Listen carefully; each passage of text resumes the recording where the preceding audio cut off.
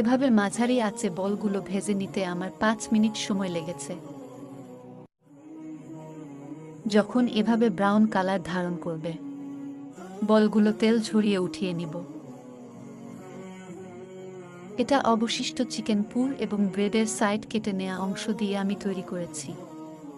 এটাও খেতে কিন্তু বেশ কুড়মুড়ে এবং অন্যরকম একটা স্বাদ হয়েছে। ভিডিও বড় হয়ে যাবে, তাই এটা ডিটেলস দেখালাম না। এই তো বন্ধুরা, হয়ে গেল চিকেন চিজি বল রেসিপি।